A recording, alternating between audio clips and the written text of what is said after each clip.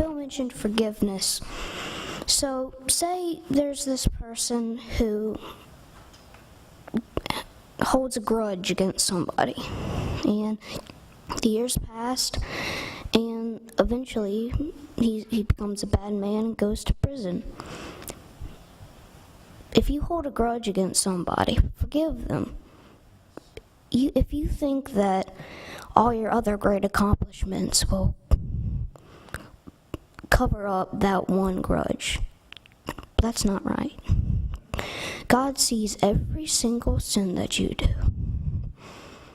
If you don't have the power to forgive that person, just ask God for help.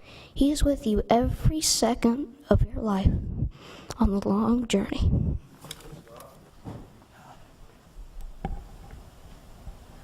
Phillip, sometime you'll grow up. You won't have to move this thing. You might be taller than me. I think I had too much caffeine this morning, so I really hope the Lord helps me get this out without freaking out a little bit. I appreciate the service, and it sounds very loud. What Phillip said and what Phil said both about forgiveness, that is a huge thing. It even says in the Bible that if you don't forgive, God will not forgive you.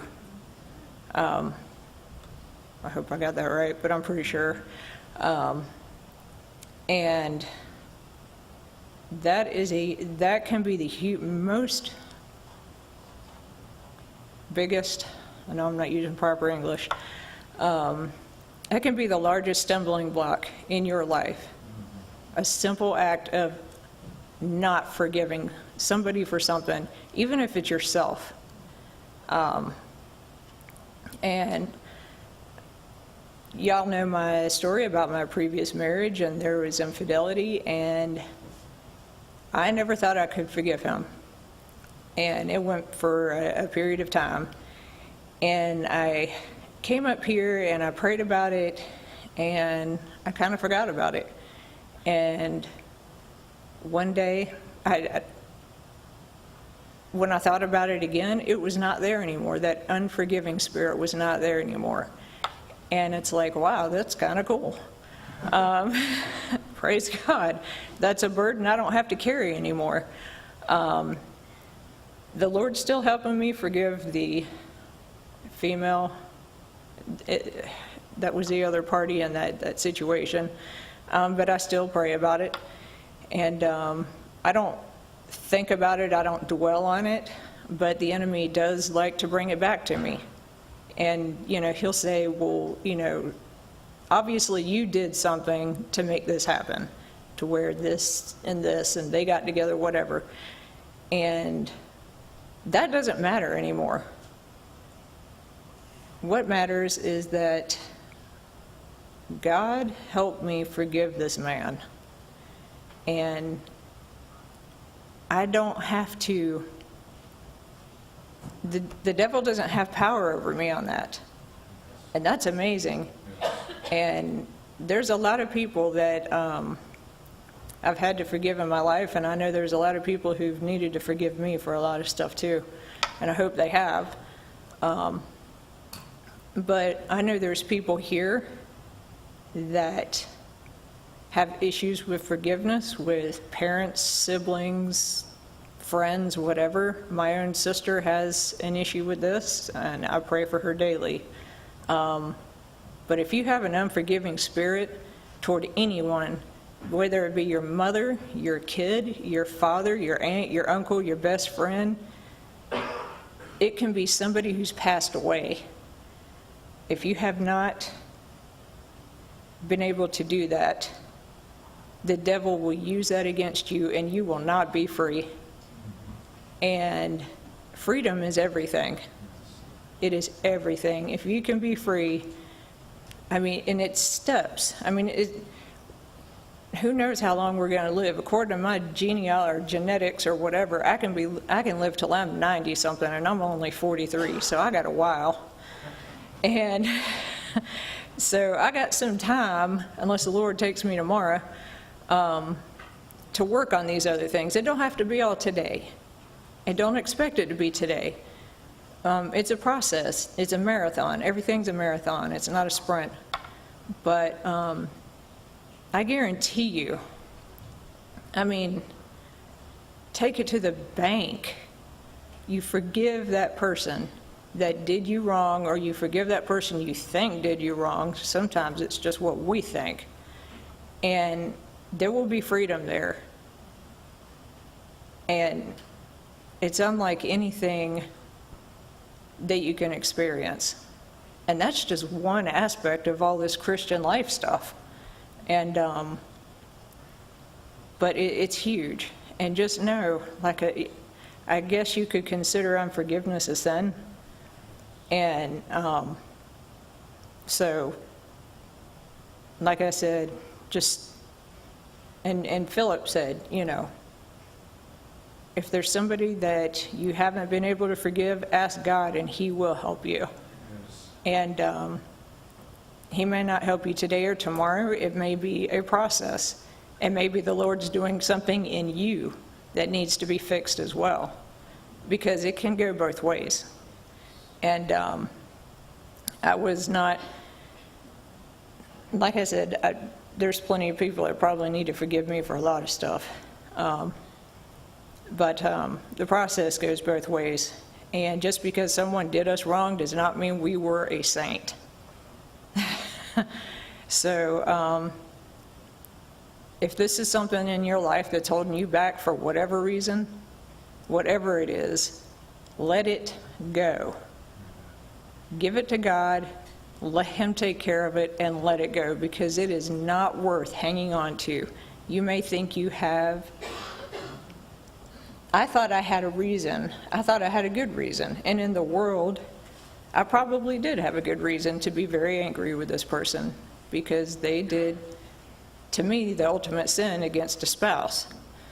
And for a long time, I held on to that. But God, as God's child, He doesn't want me to be there. He doesn't want me to live there. He doesn't want me to be that way. And He made a way for me to let it go. I just had to go to Him first.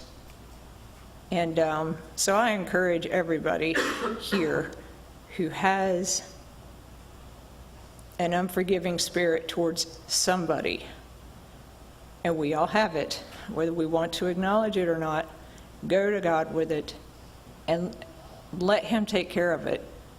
Because whatever it is that you think your rights are, or whatever it is, all it is it's holding you back from being free. It's not, you're in bondage. You're in bondage to that person. You're in bondage to the spirit behind it. And why do you want to live there? So I think that's all I wanted to say.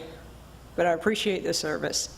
And I'm glad that Stephen has been able to be here. And I'm sad you're leaving tomorrow. But at any rate, I love everybody here with the heart of Christ. Because if it wasn't for the heart of Christ, I probably wouldn't like a lot of you, because people just freak me out. But God has even done that for me too. Because I'm not naturally a people person. I like to go sit in my cave and do my thing, mostly read and escape and whatever. But God has even done that for me. But I've had to ask Him for it. And I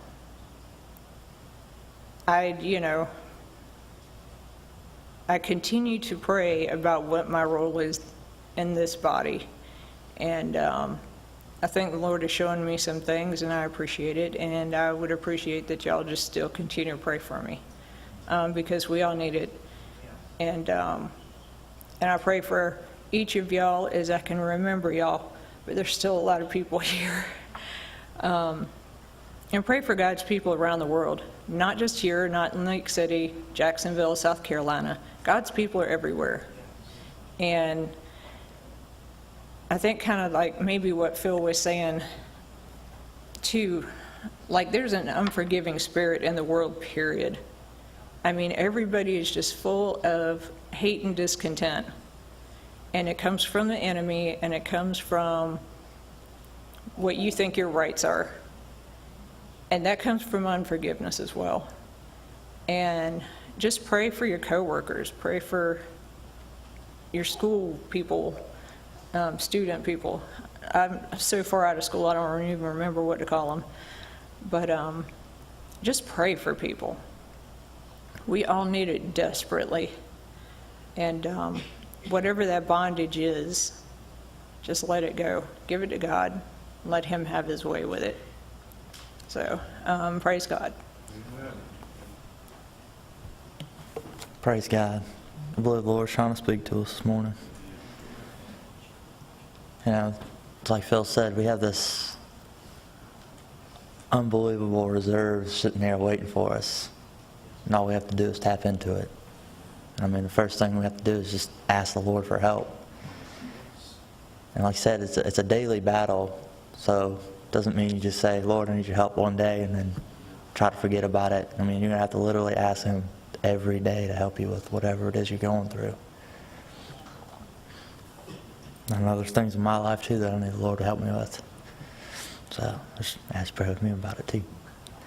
And we can pray for one another too, you know. It's not just a one person thing, you know. If you know about something, doesn't mean you have to go and tell somebody about it, but you can pray for them.